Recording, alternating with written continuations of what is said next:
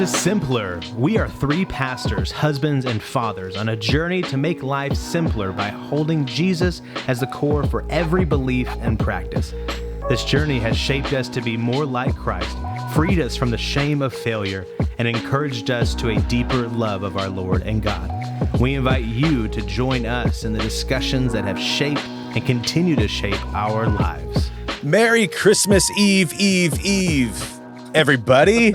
That's easy to say. I know, right? We're so thankful that you tuned in on this great holiday week. We are so excited. Little spoiler alert, we're recording this beforehand. I'm not actually talking to you on December 22nd, but I want to let you guys know that happy Christmas Eve. Man. And I know, right? I felt did I felt spoil so it for bad. you? Yeah, I'm shocked. What? Today's not the 22nd. Wait a minute. This is like that time you asked me if my kids were out for Thanksgiving holiday. That We threw were me recording off early, and I was so like, hard. I have no idea. I have no idea where they are. Well, I felt so bad about ruining it that one time. I thought that I'm gonna really play it up, Really? man. Yeah, I ruined it immediately. Yeah, you did. I was about to talk about how great my anniversary trip was, and I haven't even had it I yet. haven't even had it. I mean, maybe what if it ends up being just terrible? maybe I'm dead, And I know, right? and they're hearing me from the grave now. That would be crazy.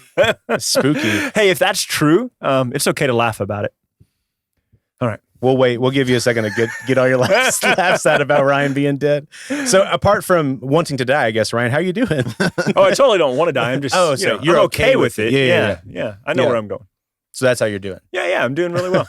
Good. I bit my lip the other day. Oh, no. I think on staff lunch. Mhm. Yeah. And now it's swollen and sore, and it keeps trying to get back between my teeth so I can bite it again.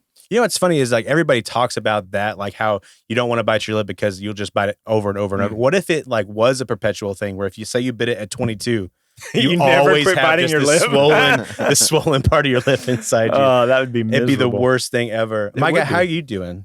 I'm doing good. Good, man. I'm doing real good. I've been doing a lot of manual labor lately, and so my body's a little tired. Manuel Marino? Concrete countertops and some cabinets and some cool woodworking stuff. for That's right. Christmas. Give a shout out for yourself, man. Yeah, Audax Woodworks. Yeah. And that's just at Audax Woodworks, right? Sure. Cool. AUDAX. AUDAX. You threw me for a second. I was like, Wow. wait a minute. Wait, the whole spell thing was like, oh, wait. Spelling is tough. Yeah, AUDAX. Woodworks. Yeah, on Instagram and Facebook. Awesome. And then audaxwoodworks.com. Yeah, and concrete countertops. I didn't know that they were wood. That's really cool. right. Such a cool wood Yeah. wood thing. Yeah, such a cool wood thing. Concrete countertops are a lot of fun. We had, so we did Ryan's house. Yep. We did my house. Mhm. We Yep. did the church. And then that's all the ones I've been a part of. And then you've done several more, obviously. Yeah. Yeah. That's Did a awesome. concrete hearth for my fireplace, which The turned rent out house. really Dude, it looks cool. so your good. house flip. Yeah. Yeah. So yeah, you guys go check out Audax Woodworks, AUDAX. X. Audax Woodworks, Facebook, Instagram. Check out what he did at his house. It is awesome. And then you've got pictures of all your other projects and things like that, and stuff that you're selling and offering, right? Yeah. Okay, I cool. don't have a lot of stuff on the site for sale right now, Dope. but we will. 2021 will be having. Man, I more. feel like every episode we're introducing something new about Micah. Like, oh yeah, he's a part of Eagles Wings. Oh yeah, he's doing woodworks and concrete woodworks. You and I need to step up our I game know, here. exactly. We need to do more things. Well, speaking of my game stepping up, welcome to the PCC. This is Pierce's Culture Corner. Nice. So today, it's a little bit lighthearted, but not at the very beginning. So one thing that I noticed, it's a weird thing to say, right? Yeah. One of the things I've noticed about my life just in general is you guys know how like if someone goes through a breakup and they hear that one song that reminds them of her or reminds them of him, I would just like, oh, I can't do fast forward this song. They're just like an agitation or like annoyance to it. Sure. That is strictly attached to that one thing, that one person. I've never been that way. And it always bothered me how people were like that. Like, You're dude, just, I cold-hearted. know, right? I'd be like, just appreciate the song for what it is. Yeah, sure. It used to mean that, but that doesn't strip away the talent behind it. Or if it's a movie or if it's like a time of year, like you can't just hate all of Christmas time because of that one person when you were 14 broke your heart. Like, get over it. I get it if it's like later in life. If you're still 14, then Yeah, maybe. that's true. That's true. I wouldn't look at one of like somebody in the youth group and be like, "Hey, get over it. Yeah. This is Christmas." But if you're 45, come yeah, on. it's a different story. And also, I guess I shouldn't be insensitive entirely if there was a big death or like a divorce. Obviously, I shouldn't be insensitive, but most of the time, it seems to be like teenagers, at least with my experience, it's just like this, oh, woe is me, this just dramatic that ties to all these things. And so you see it more in Heartbreak, but obviously there is like positive things attached to it as well, where if you smell that one thing or hear that one song or see that one movie, or like, in West Texas, when it actually gets cold and like that hits you for the first time, like, oh yeah. And like you breathe in deep and you can feel it in your lungs. Yeah. The air smells clean. Yeah. So there's those different attachments you have. Well, I've noticed some of the positive in my life. Like really one of the positives that's funny to me is burning plastic always reminds me of Sega Genesis. Always. Like, just like, I don't know what it is. Next time I smell it, I will let you guys, hey, sniff in, this is Sega. Because, you had to blow out the cartridges for Nintendo and Sega and stuff. And then we would have to like open up our Sega Genesis and like blow inside of it after like a long time. And so you could kind of smell that it was warm and it was weird. But anyway, all that to say, there is some positive stuff in my life, but I've realized super recently, wow, I know, right? So this culture, people, people do this. I've realized recently, I've talked to you about this, Ryan. I don't know if I've talked to you, Micah. I was playing God of War for PlayStation 4. So it's technically God of War 4, but it's just God of War. I was playing that when we were trying to have a baby. And then eventually Hannah getting pregnant, leading to Riley. And so during that gameplay, there was so much of me that was like fatherhood prep. Like, we're getting ready to build a family. We're getting ready to do all this. And the son's character's name in it is Atreus. And Hannah was like, yeah, if we have a son, like, that'll be his middle name. Like, yes. I was like, yeah. So like we were tying it in, like all these different things with this game. I haven't touched that game since before Riley was born, until about a week or two ago. And I got like full on baby fever. Like it's crazy. I'll be playing and then he'll be like teaching Atreus a lesson during the game. And I'm like, I just want a son. I just want a son. I got this little girl right here. And I was like, I'll teach you things, Riley. But I mean, you're not Atreus. I mean, he's right there. Look at the graphics. So I can now finally relate to the people that have these like these deep rooted attachments to different things. For me, I think God of War will always be tied to fatherhood. And I think that was the intention of the game designer, was he became a father. That's why he put those elements into the game. But playing it and then having a baby, all that stuff. So like, that's the nostalgia. I'm killing people and I'm like crying about family. I have one big nostalgia in my life. Every time I drink a Dr. Pepper, it makes me happy. Not a sponsor yet. Dr. Pepper, we see you and we want to hear from you. Speaking of Dr. Pepper and the greatest things ever, it's the most wonderful time of the year. It is. It's Christmas. We talked about Christ Mass a couple weeks ago in Ruidosa. If you haven't checked that out, go see the pretty scenery behind us on YouTube. If you listened to it, but you didn't see the stuff, go to YouTube, subscribe while you're there, check out the scenery. It was beautiful. It snowed that day. We were in fun winter wonderland. And what we did that episode was we said, guys, send us your questions. And so we got a whole list of questions. You guys can't see this list, but look at that. That's one solid drag that I'm having to do on this iPad. That's not just like Pierce. It's one right there. You got to keep moving. So anyway, we're just going to kick it off. I won't even have to toss it off to you to introduce us unless you want to. No. You go, man. Let's go. I was about to take it really dark a minute ago, so let's just move on. We'll just move on. So anyway. Can we talk about how we almost got kicked out of the recording spot in Ruidosa? Yes. If you want to tell that story, you go. How on the way here you had to slam on the brakes because that deer was standing in the road? There's a lot of evil forces against this episode. Yes. So starting it off a little bit lighthearted, jumping straight into it, we got a fun question. Says, what is your greatest memory as a child for this time of year? And you know what, Ryan, why don't you start this one? Wow. Okay. Here's the spot for you. I'm gonna throw you on it. Greatest memory as a child from this time of year. Man, I don't know. I remember I liked to go looking for my presents before it was Christmas time. Yeah. And like for real trying to find them? Oh yeah. Yeah. I mean, I wasn't going to open up any presents, like if they were wrapped, but if I could find them before they were wrapped. Wow. So whenever my parents were out of the house or doing yard work or, whatever, like when I was really little, I would run all over and open every closet and look on every shelf and try to find them. And one year I found a magic kit, like 2 months before Christmas. Oh, wow. And I was so stoked. Your parents really prepped. Yeah, my mom usually started Christmas shopping at the end of summer when we started back to school. Wow. Goodness, that's a long time to hide something. I know. I don't have a lot of space in my house to hide that many things. I mean, I don't buy a lot of presents necessarily. I'm terrible at surprises. So if I True. bought you something in August, you would get have it about an hour later. Yeah, you get it in August. I'd be like, hey, Merry Christmas. Here you go.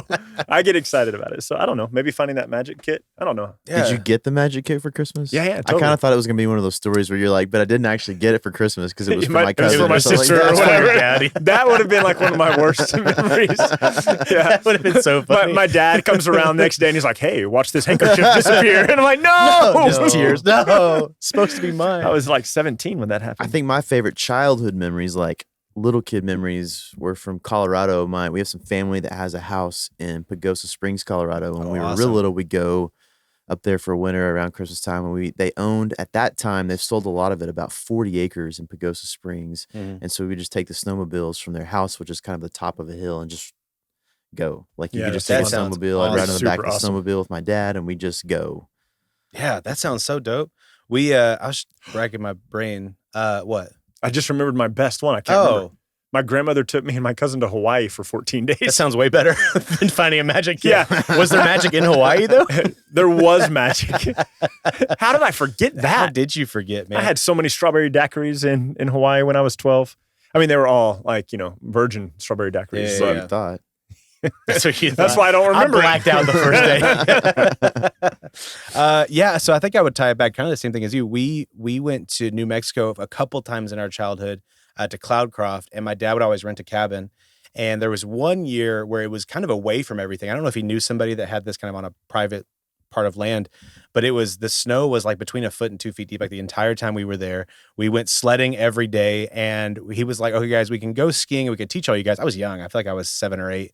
He's like, "We can teach all you guys skiing and do that." He's like, "But we got like this whole hill to ourselves." He was like, "And we have all these sleds. And so, yes, we can go do that. But if you'd rather, we can just chill here, build a snow fort, do all that." And we were like, yes. And so literally like 5 hours of just running up the hill and sledding all day. Super cool. And then I remember we went on this hike. My mom still has this. We went on this hike because my dad was like, "Let's just kind of get out, explore the area a little bit." And we went on this hike, and my mom was like, "What's over here?" And the way that it sounds now is like they set something up. Like, "Well, what's this over here?" But us as kids, we were like, "What is that over there?" And we went over there, and there was like this patch of dirt that had been kind of moved around. My mom had seen this this piece of silver jewelry that kind of glinted as she was walking past it. And we moved some of the dirt. There was a full turquoise necklace, a full pearl necklace, and a bunch of like silver earrings that was just buried kind of by this tree. You found a treasure. I did, like literally. a thief, like a thief. Exactly, yeah.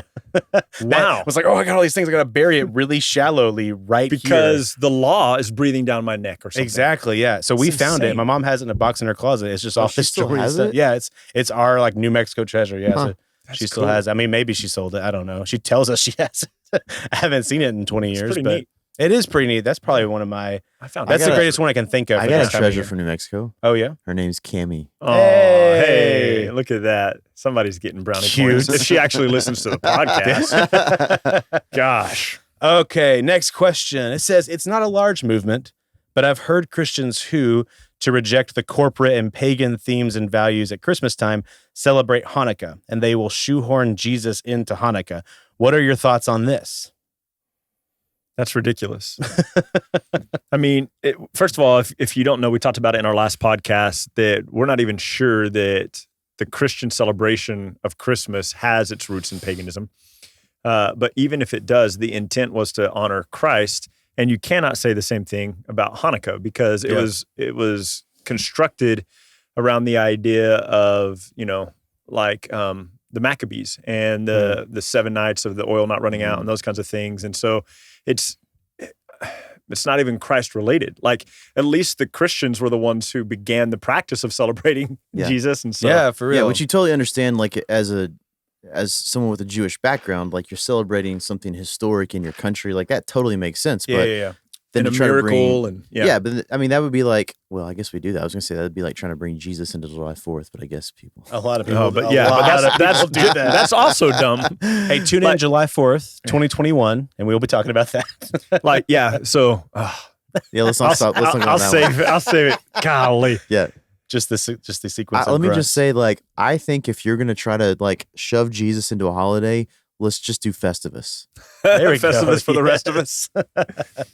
The airing of grievances. You got to get the poll. That's a Seinfeld reference, right? Yeah. You have Yes, no yes. idea. You're too young for that. Yeah. one. Well, I'm not too young. I watched Friends. I grew up in a Friends household. The reruns. We watched. Well, You didn't Yeah. watch them live. no. You would've been I way think too the only young. show that I can remember that we watched live. Do you guys remember Seagate or whatever it's called? It's like an underwater.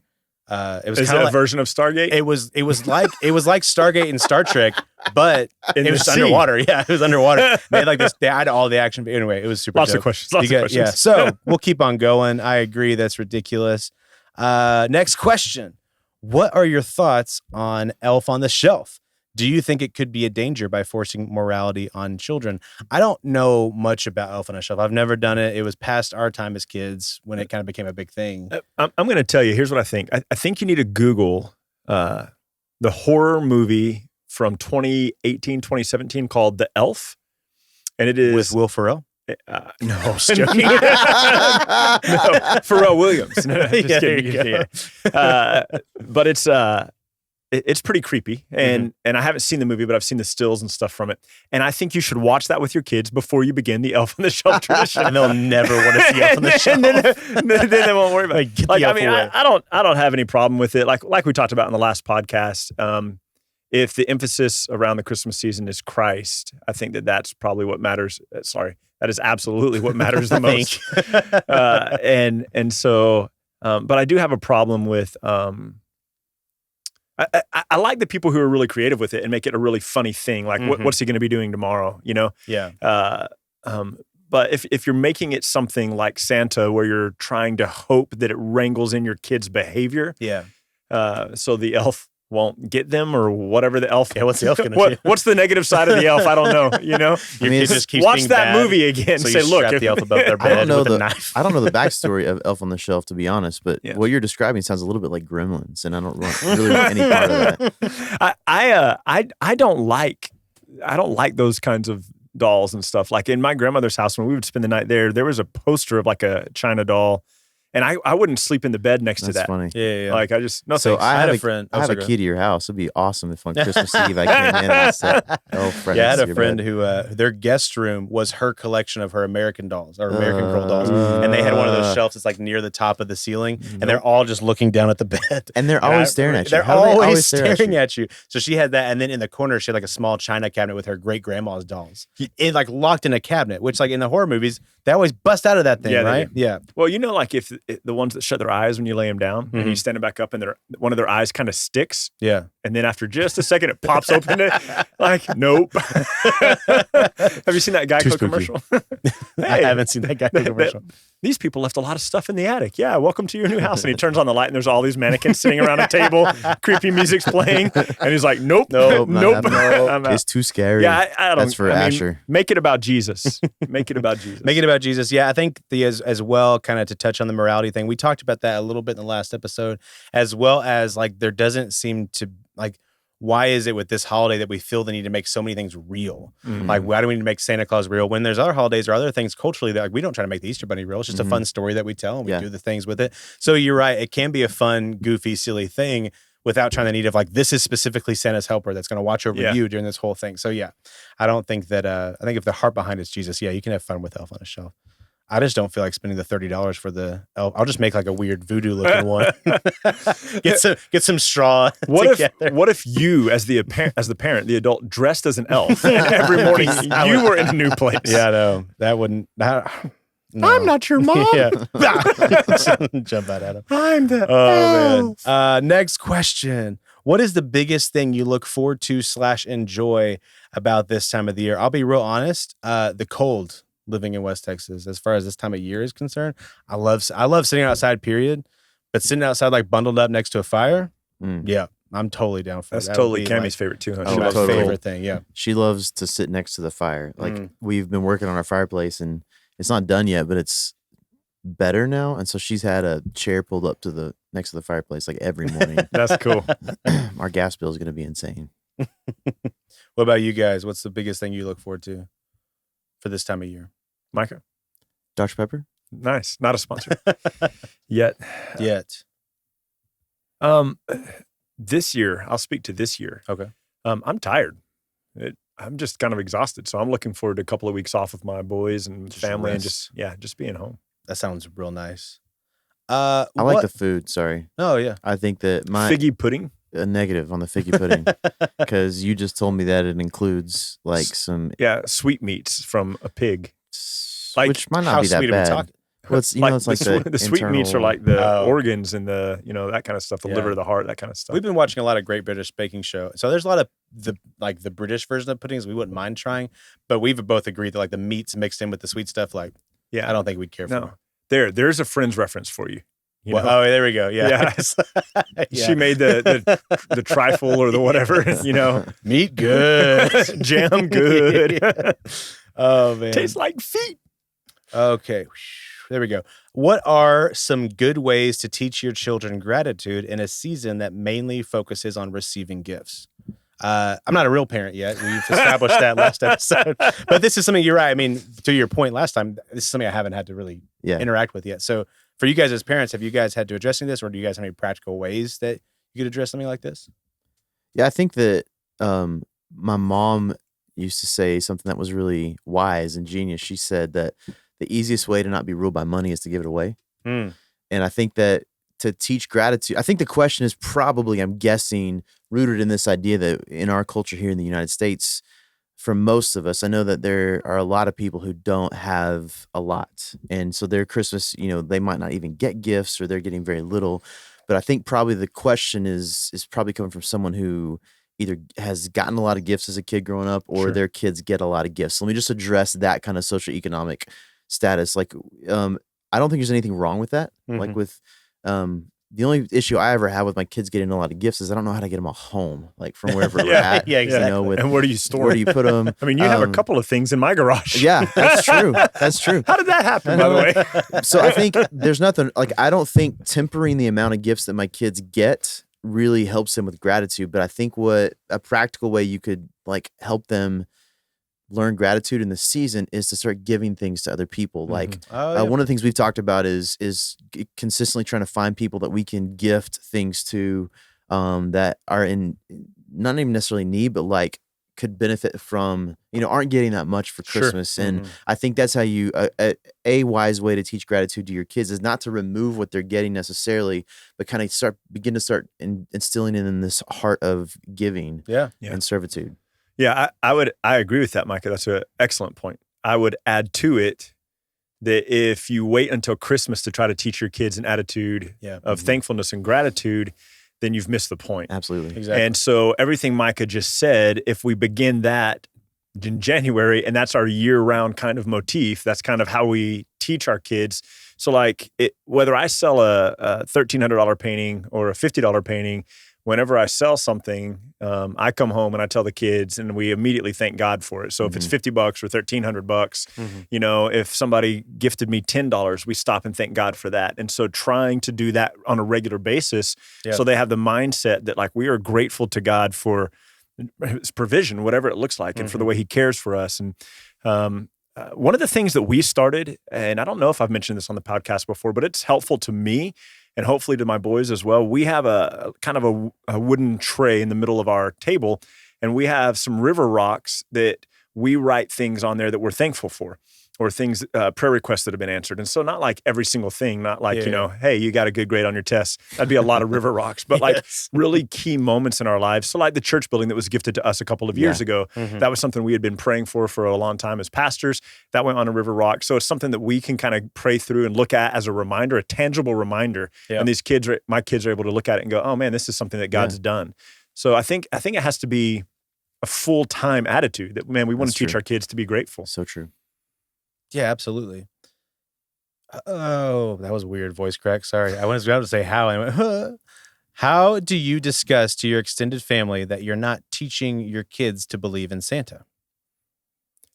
And then I happen to know the person who asked this question, and they said like specifically they really, so like to your point, I guess Mike got made fun of a second ago, not a real parent. They had said like, you guys told stories specifically kind of about the way you do Christmas in the last episode. Right. If you haven't listened, check that out. It's called Christ Mass.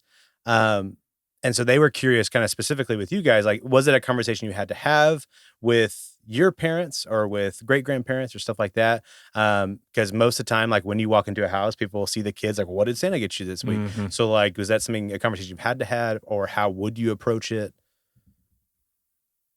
I know for sure that there are, well, I say for sure, I am guessing that there are probably some people in our family that weren't super happy about the way that we dealt with Santa, which we just kind of had to like roll with. Like in my mind, I'm less concerned about the importance of someone being mad at me over a minute aspect of parenting than I am about my kids thinking correctly about God. Right. Mhm. And so I think we just as parents have to put things in the forefront. Like what's most important to us as parents. I'll tell you this, Ryan, I know you probably deal with this in counseling a lot with marital counseling, but when I'm doing premarital counseling with couples, one of the first things I tell them is like, this is you two becoming a family. Yeah. And you have to become your own family. And you as a husband, for example, needs to lead your family in godliness and spirituality and putting Jesus at the center. And sometimes it means making some of these decisions that potentially can put a little bit of a hindrance. And here's my opinion, my thought. If there's an issue with a family member where they are so upset at you because you're not equating Santa to God, then I'm not sure you should be that concerned about that relationship. That's true. You know, I'm not saying don't love them Sure. and reach out Yeah. to them, but I'm saying like, why try to preserve a relationship that's going to obviously be in contrast to you teaching your kid Jesus? Yep. Mhm. That Yeah. may be a little harsh, but at least I feel like that's the Well, Yeah. I think that the aim of that is to put the correct emphasis on Christ. Mhm. And I don't know that that's harsh. I think that's the goal. Yeah. yeah. Well, yeah, that's true. that's a brilliant way to approach the conversation as you're approaching it. We've talked about this a lot with how to approach maybe awkward or harder scenarios, is that approaching it from the positive language instead of the negative language. Right. Not necessarily emphasizing, well, we're not doing Santa because Sure. we don't want to be those people, but rather saying we strive to emphasize Christ, and Yeah. we've Yeah. seen either through experience or just through the way this is done, this doesn't really seem to do that. So our aim is so the positive Yeah. language behind that. Well, I know You're you going to can make a great real parent one day. I know one day. Someday. And I think you can still, I mean, really usually what those people are after is they want to be able to enjoy like the Santa aspects of Yeah. Christmas and giving. And I think that's a fairly straightforward conversation of being able to work that out between you and that family member of how can we still have these aspects of Sure. modern day cultural Christmas without teaching our kids that Santa is equal with God, basically. Exactly. Yeah. There was a story I was going to tell earlier, but it wasn't one of my favorite stories, and it wasn't one of my things I looked forward to. But my dad would often play Cowboy Santa in like parades and stuff. And it was a really known thing kind of in our our church group and stuff like that he would do those different types of things for the schools and stuff.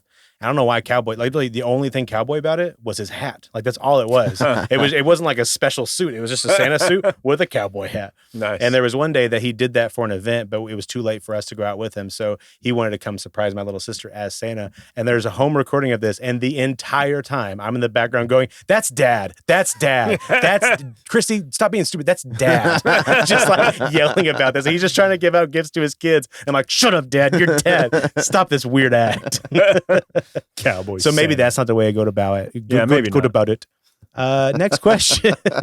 What is the one thing you dread or get anxious about this time of year? I have a crazy fear of cowboy Santas, and I don't know why. Dread or get anxious about. What's funny is this sounds a lot harsher than the answer I'm necessarily going to give. I don't necessarily dread this. It's just the older I get, the more stressful the holidays seem to be. And I think it's because like now you're a part of the planning. Mhm. Whereas when you're a kid or like even in college, it's just, you're just told where You to just be. show up. Yeah. You just show up you just show up there. And so it's not necessarily something I dread because I enjoy time with family. I enjoy time with friends. Me and my wife love cooking. So like there's aspects of it that we really enjoy. There's just that weird aspect of like, now I gotta voice this, or somebody's being dumb about planning, so I gotta be weird about it. I gotta be more aggressive than I want to be. And if you're listening, family, it's definitely not you. It's only the other people who aren't listening. All right. So what do you guys dread or get anxious about this time of year?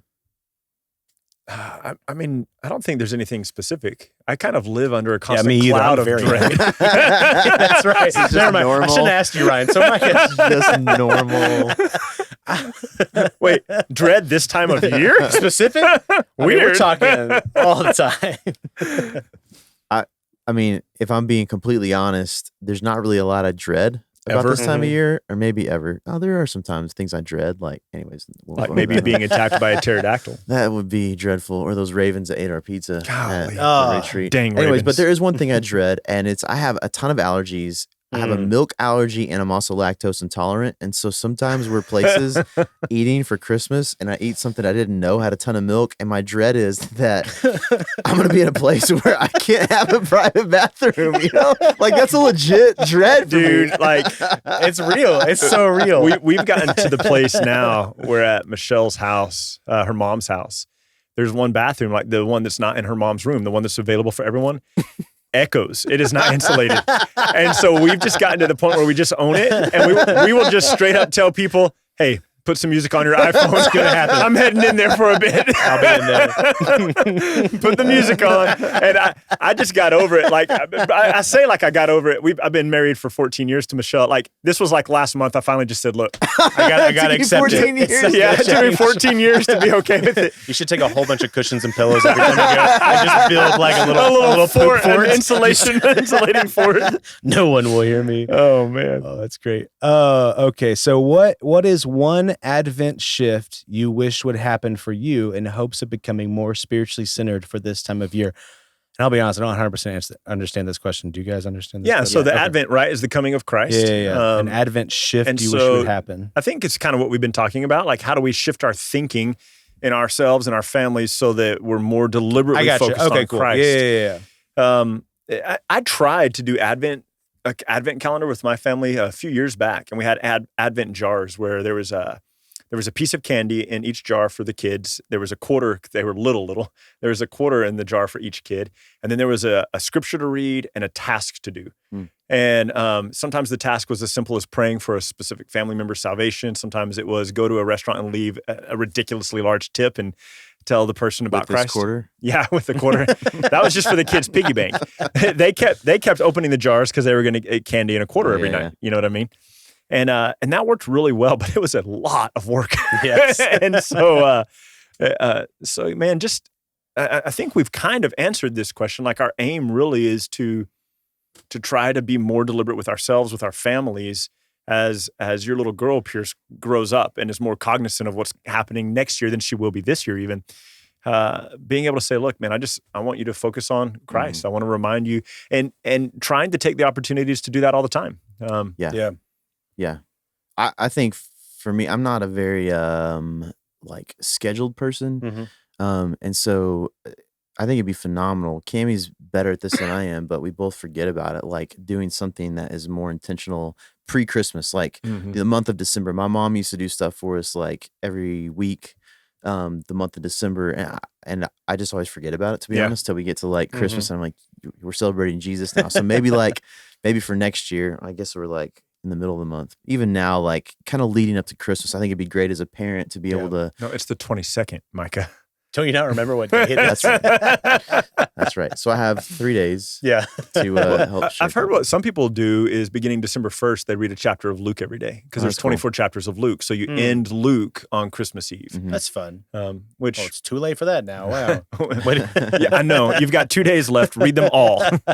But I think anything that is intentionally, again, like we would say that the hope is that we're intentionally turning ourselves and our kids and our wives and our families or whatever more towards Christ all the time. And not something just specifically to I've this talked season. about doing for years, and admittedly we just haven't planned it and haven't done it yet. And we're not going to get to do it this year because we won't be in a place where we can do this. But I would like, so I'm just telling all of you this because I think it's something that could really help with the question earlier about generosity with our kids. But I would like for us as a family at some point to, if we're home on Christmas, to celebrate Christmas as a family that morning. We usually do the morning, and then put clothes on and go give gifts to people. Finding a family that we know that's in need, something like that. Because I think that one of the things that I feel like is lacking in our family, and I'm taking the brunt of the blame for this, is that that day still is wrapped around us. You know, and I think I love the idea of the gift of God, like the love of God that's being expressed by the sending of his son, by the sending of the Savior. And I think just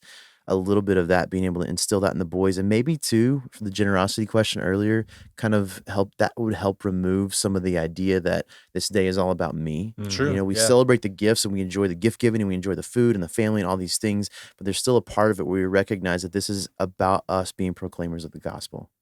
So I'm absolutely. hoping that'll happen. I'm saying that because I always forget about it. So maybe next year. I think, I agree with you guys as well, actually, now that I understand the question.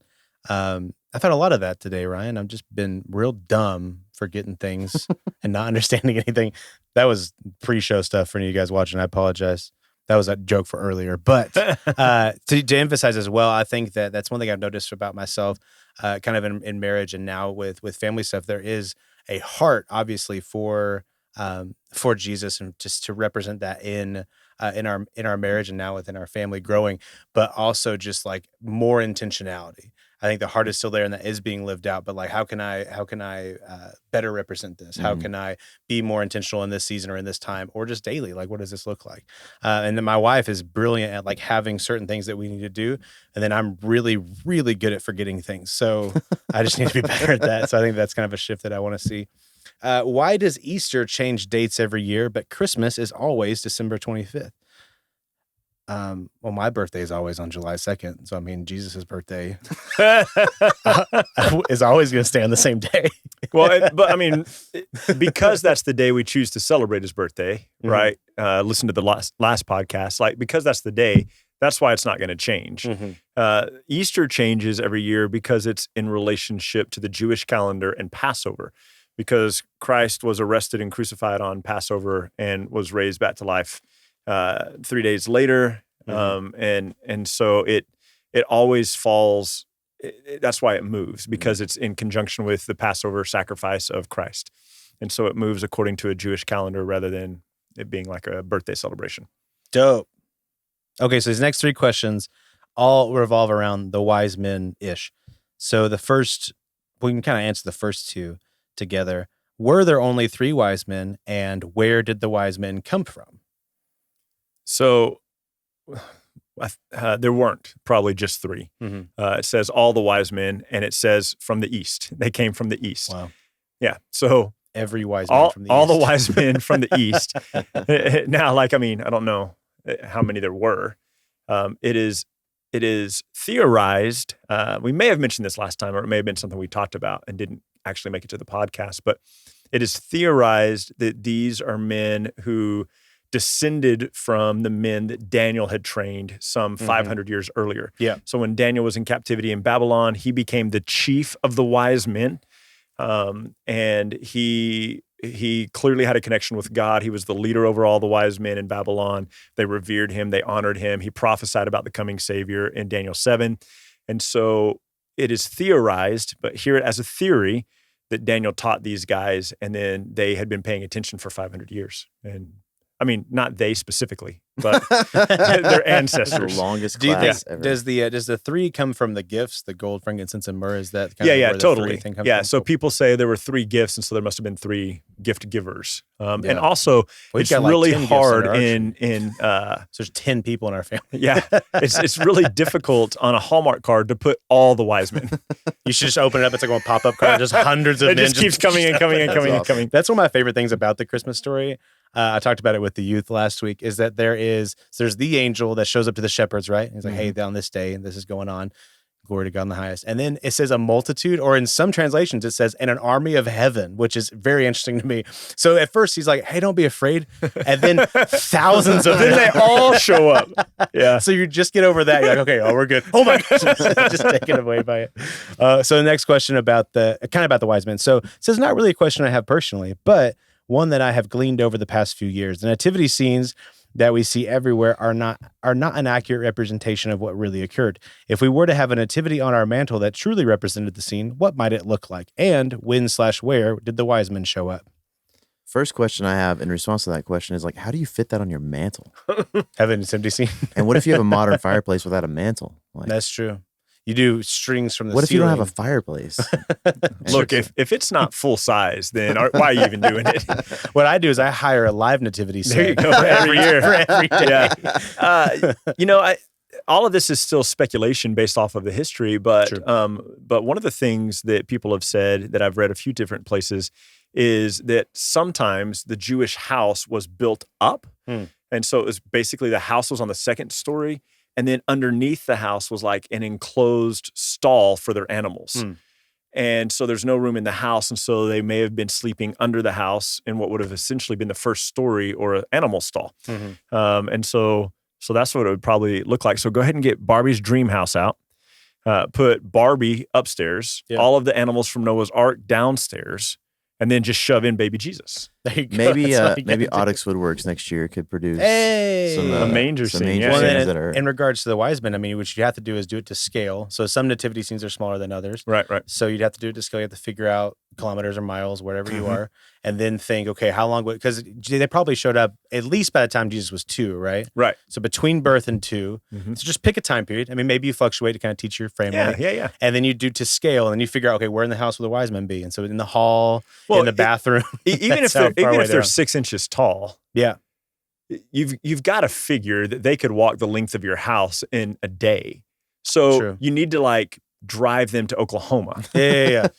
you know, so that it whoever could, sent this question in, please let us know when you do that. Let me get some Please pictures. document it. Yeah. let us know when the wise men make it. Why don't all the Gospels cover the birth of Christ? That wasn't the intent of the Gospels. Right. Yeah. Go. Yeah. So the intent of the Gospels, lovely wrap up into the Gospel of John, kind of shows the heartbeat to the Gospel writers, that the intention, he says, what does he say? If I told every story of Christ, there's not enough ink in the world or enough pages in the world where I could write all of that. But the intention of this book is to show you who Christ is as the promised Messiah. Yeah. And so I guess you could get into a question of like, well, there's so much prophecy that goes into the birth of Christ, but also that flows into who he is as well. So you don't necessarily need a full detailed story. And also with the synoptics, they knew what the others were writing, right? So Probably. there's probably an extent of like, Yeah. well, he's covered. I mean, Mark's to the point, the whole book anyway. He's like, okay, well, you did it in 20 chapters, I'll do it in 16. Yeah. Watch me. Well, so Matthew is primarily written to the Jews. It includes the genealogy. Luke is traditionally considered Paul's gospel that he did research for and prepared for. And because he primarily preached to Jews when he would first roll into a town, he includes the genealogy. Both of those would have been really important to the Jews. Mark's gospel is traditionally thought of as Peter's gospel. And then John really wrote to the Gentiles. They don't care about the genealogy. They just want to know who God is. Yeah. And so, Pierce, you're 100%. You got to know the intent of the Gospels. Love it. See, I know some Bible facts, Ryan, okay? Dude, you know it. So speaking of Bible, if my kids watch Frosty the Snowman, will will they believe in magic and turn into wizards? Yes. You watch Frosty the Snowman and the slow like lightning bolt scar goes down your children's head and they all of a sudden can't see anymore. They need some round glasses.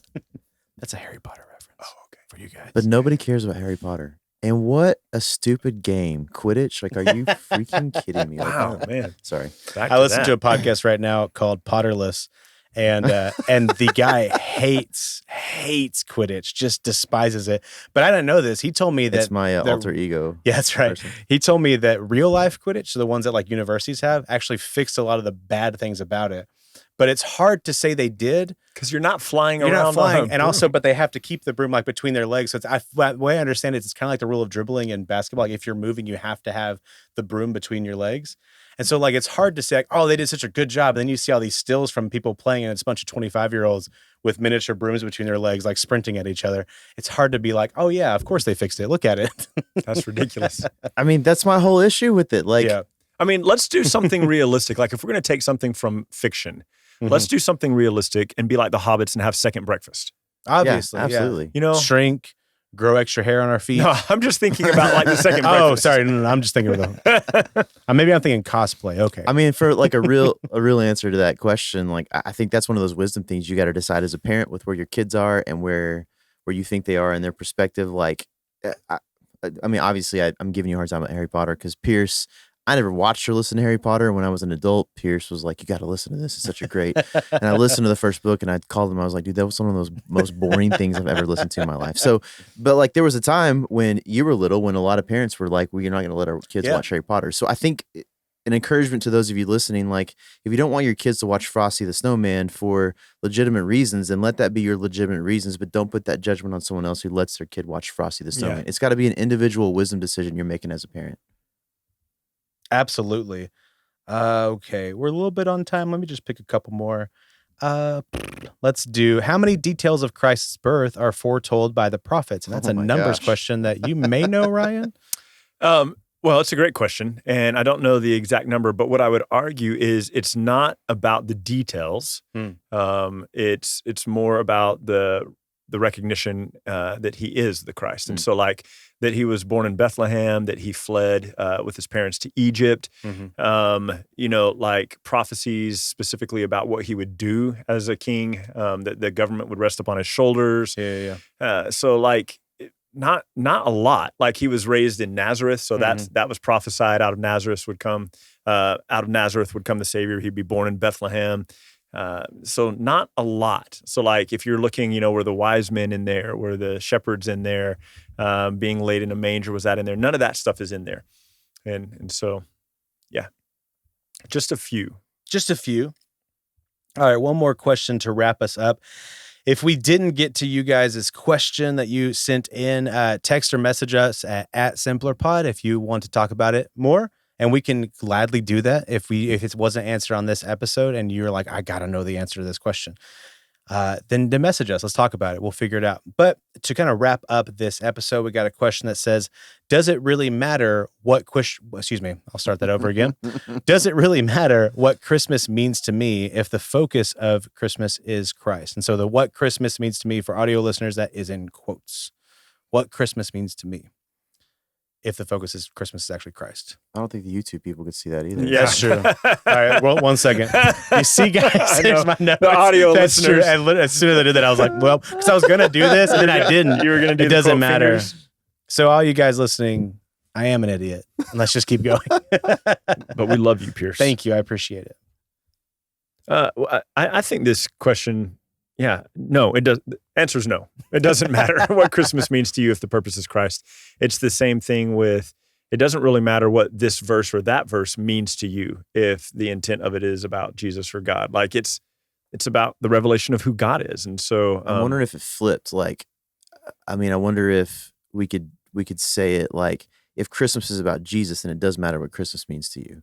There you go. You know what I'm saying? Like, yeah. Because I don't know the intent of the question, but like if what you're asking is as long as I put Jesus at the center, can I make Christmas about Santa? And the answer is no, because Christmas isn't about Santa; it's about Jesus. Right. So I don't know. Maybe they're asking point, like you're talking about, but like I think if you're going to make Jesus the center of Christmas, then it does matter what Christmas means to you because it's either Jesus or not. Yeah, I think they're coming from a cultural standpoint of like, you guys know the movies that think of The Grinch with Jim Carrey. They have that whole song of like, where are you Christmas? Like there's a specific Christmas feeling and I'm not feeling it this time of year. That seems to be like that's Charlie Brown's whole thing too in A Charlie Brown Christmas is like, what's Christmas actually about? What does it mean? So I think you're right where if that's kind of the question that it's coming from, then we as Christians can take advantage of that and say, hey, let's celebrate Jesus this time of year. Yeah. But if it's coming from a place of like someone's asking you, like, what does Christmas mean to you as an individual? You take the approach of like Jesus as it should you.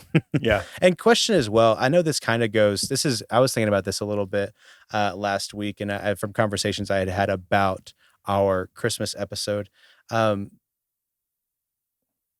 Should there be any sort of, how should we as Christians approach if we truly believe that teaching children that Santa Claus is real is deception, kind of like the story that you had shared on the Christmas episode? Should we take more of a stance of, hey, you probably shouldn't do this? Or I guess as I'm asking these questions, I'm realizing like the positive language that we talked about earlier of just trying to shepherd people in such a way to really make things about Jesus. But I guess a question for you guys is like, with people that you maybe have interacted with, has there been a time where you've felt like maybe I should have stepped in and been like, hey, you probably shouldn't teach your kids this because it's deceptive? Or has there just been a time of like, well, they're just kind of partaking in the culture, so I don't really care to get involved? I can't think of a time that I have. I still think, what I said last episode, if you didn't listen, was that if you are teaching your kids that Santa has the equal characteristics with God, you should stop. Like, but I don't think there's a time I can think of where I've actually ever stepped in and said to someone, hey, that's not a good idea. Because I mean, personal preference, I don't know how you guys feel. I would rather be able to say that in kind of a general statement and let each parent begin to True. like bring that Yeah. into their home versus like, I just don't want anybody to ever think, well, Micah said this is what I have to do. That's Yeah. true. Yeah. I don't know. I'm still going back to that question, Micah.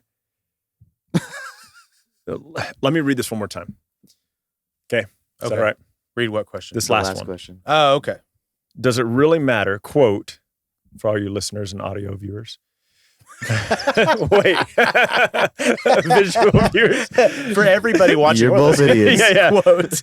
Does it really matter, quote, what Christmas means to me, end quote, if the focus of Christmas is Christ? Let's change the word if to since.